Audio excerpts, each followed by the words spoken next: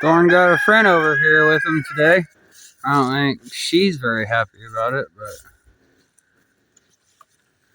we got Luna coming over here to hang out. Her baby's definitely 6 months old now and needing to be weaned.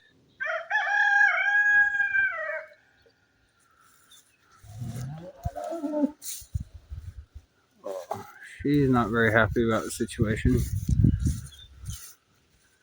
She wants to be with her baby.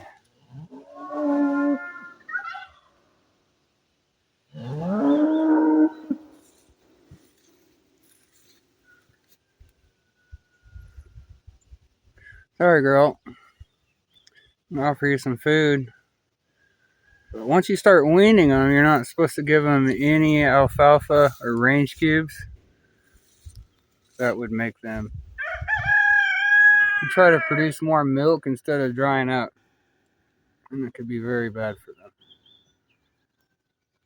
Another thing I learned is you're not supposed to wean them until you get them pregnant again. That can make them not have very good milk production. So